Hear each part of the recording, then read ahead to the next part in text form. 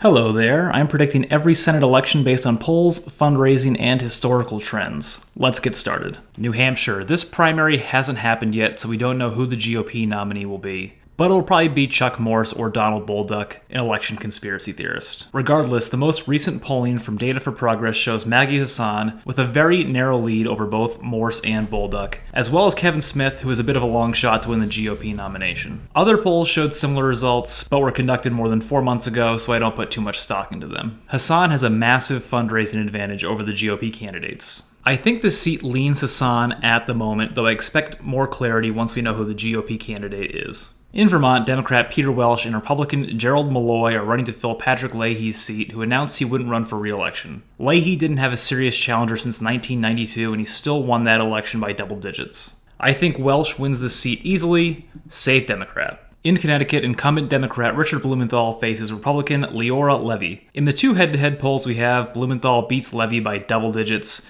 Blumenthal also has a significant fundraising advantage. I have the seat also safe for Democrats. New York, my home state, Senate Majority Leader Chuck Schumer faces Republican Joe Pinion and a laundry list of third-party candidates, but make no mistake, Schumer wins this easily, safe for Democrats. In Maryland, incumbent Democrat Chris Van Hollen faces Republican Chris Chafee. Let's not waste time, this is another safe Democratic seat. Pennsylvania, here's where things start to get interesting. Republican Mehmet faces Democrat John Fetterman. They're running to fill Pat Toomey's seat. Polls show Fetterman with a decent lead, including a recent Fox News poll with Fetterman up 11 points. Fetterman does have an edge in fundraising, but what's really staggering is just how much money has been spent opposing Oz, nearly $24 million. Oz has challenged Fetterman to 5 debates, but the Fetterman campaign has declined. It's unclear how many debates there will be prior to election night. One potential wildcard here is Fetterman's stroke, which he suffered on May 15th. That kept him off the campaign trail for 3 months. Oz hasn't attacked Fetterman's health directly, but I expect that to change if his campaign doesn't gain any momentum. For now, I have this seat lean Democrat, but this seat is definitely one to watch over the next few months. In North Carolina, Republican Ted Budd and Democrat Cheri Beasley are running to fill Republican Richard Burr's seat. The polling in this race is a bit unreliable. Some polls show Budd up narrowly, more recent polls show Beasley up narrowly. Many of those polls were funded by Republican groups, and the most recent poll was conducted by Blueprint Polling, who isn't even rated by 538. Cheri Beasley has a significant advantage in fundraising, but outside spending has heavily favored Budd. Republicans have held both Senate seats in North Carolina since 2014, and Burr held his seat since 2004. Donald Trump won North Carolina in both 2016 and 2020. This is a state where until we have more reliable polls, I'm going to stick with historical trends. I have it lean Republican. South Carolina, less need for analysis here. Incumbent Republican Tim Scott is facing Democrat Krystle Matthews. You know it'll be a lopsided race when the challenger doesn't even have a photo on Wikipedia. Scott wins this race easily, safe Republican. In Georgia, another close race. Incumbent Democrat Raphael Warnock faces Republican and former NFL running back Herschel Walker. We have a lot of recent polls, and they look pretty good for Warnock. The only poll Walker leads in was sponsored and funded by the John Bolton Super PAC. What's important here is that high-quality pollsters all have Warnock ahead by a good margin. Warnock also has a good approval rating in Georgia, 49% approve to 37% disapprove. Warnock has a huge fundraising edge, and outside groups have spent more than $10 million opposing Walker. I have the seat lean Democrat for now because of Warnock's polling lead, fundraising advantage, and incumbency advantage, but this is really a toss-up. In Florida, incumbent Republican Marco Rubio faces House Rep. Val Demings. The polls in this race are a bit unreliable. Recent polls have been sponsored and funded by Democratic groups, and they show Rubio and Demings tied. These sorts of polls tend to favor the candidate the sponsor prefers, which in this case is Val Demings. Demings has outspent and outraised Rubio, but Rubio has a lot more cash on hand. Almost $2 million has been spent opposing Val Demings as well. I have this state lean Republican, but I think a strong case could be made that Florida is a likely Republican state. Trump won Florida in 2016 and 2020, and Rubio is a well-established incumbent. If we had a recent reliable poll or two showing Rubio with a decent lead, I'd move this to likely Republican. In Alabama, Republican Katie Britt faces Democrat Will Boyd. No need for analysis here. Katie Britt will win by double digits. Safe Republican. In Kentucky, incumbent Rand Paul faces Democrat Charles Booker.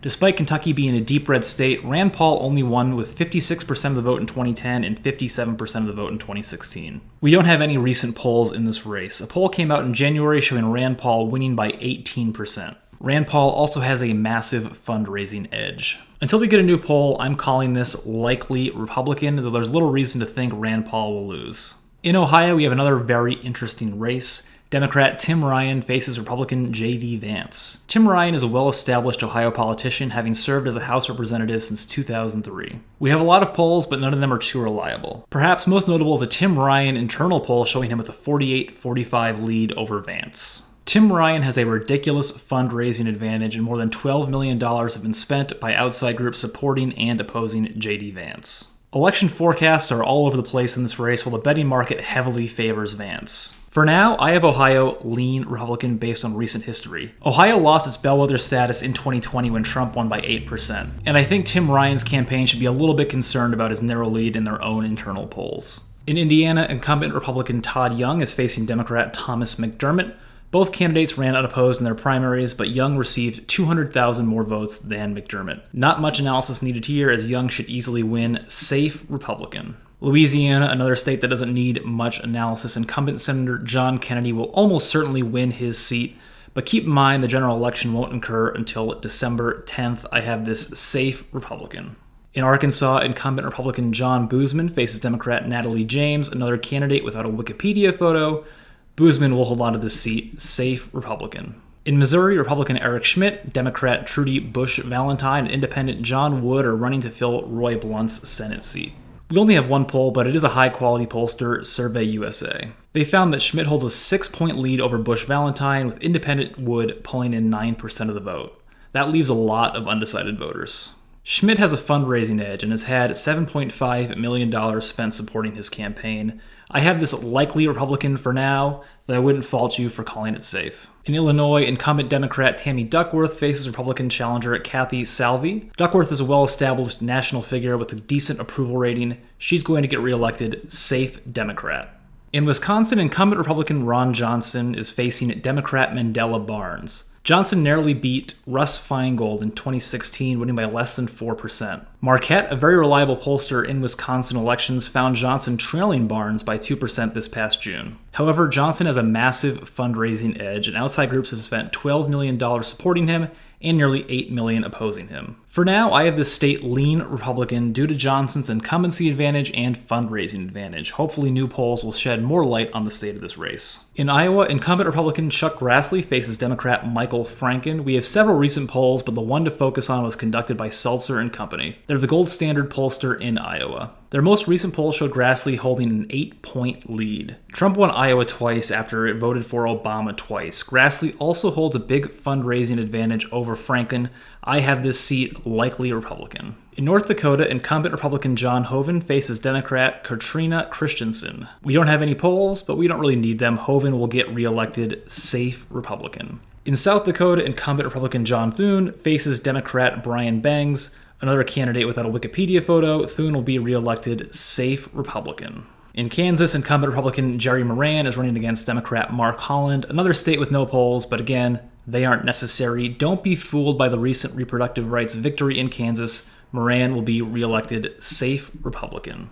Oklahoma has a special Senate election and a regular Senate election this fall. While neither race has a set field, we can mark them both as safe Republican.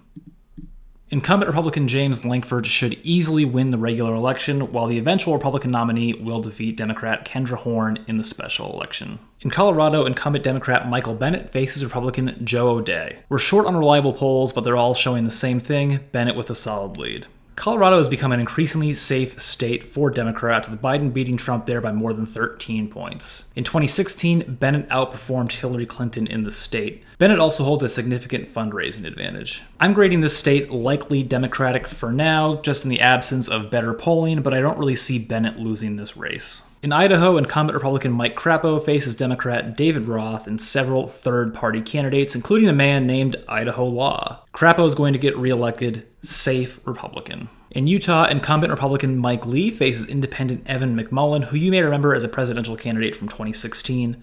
Realizing they had no shot of winning this race, the Utah Democratic Party endorsed McMullin. We're short on reliable polls here, but Mike Lee is leading them all. Lee has a solid fundraising advantage and is a well-established incumbent in a very conservative state. However, in the absence of more reliable polls, I'm grading this likely Republican for now. Next up is Arizona. Before we get into the analysis of this crucial swing state, I just want to say thank you for making it this far, and if you're enjoying this video, hit that subscribe button. In Arizona, incumbent Democrat Mark Kelly faces Republican Blake Masters. Kelly won the special election for this seat in 2020 by less than 3%. Once again, we're short on reliable polls, but Kelly has held a double-digit lead in 3 of the past 4 polls. Mark Kelly has a significant fundraising advantage, but outside spending in this race is also significant, including more than $9 million backing Masters. With his incumbency advantage, significantly more cash, and a lead in the polls, as dubious as they may be, it leaves me to call this race lean Democrat for now. In Nevada, incumbent Democrat Catherine Cortez Masto faces Republican Adam Laxalt. Cortez Masto is leading in the polls, but her lead isn't that large. The best pollster to survey Nevada is Emerson College, who found Cortez Masto holding a narrow 44-41 lead. Cortez Masto has a significant fundraising edge, and $12 million have been spent opposing Laxalt. It's clear that Democrats really care about holding on to this seat. I think it's lean Democrat for now. In Washington, incumbent Democrat Patty Murray faces Republican Tiffany Smiley. Murray already got 54% of the vote in the nonpartisan primary. Expect her to tack on several percent in the general. Safe Democrat. In Oregon, incumbent Democrat Ron Wyden faces Republican Joe Ray Perkins. No need for analysis here. Wyden wins easily. Safe Democrat. In California, incumbent Democrat Alex Padilla faces Republican Mark Moiser. Padilla won 54% of the vote in the nonpartisan primary, and he'll do slightly better in the general. Safe Democrat. That brings Democrats to 50 seats. In Hawaii, incumbent Democrat Brian Schatz is facing Republican Bob McDermott.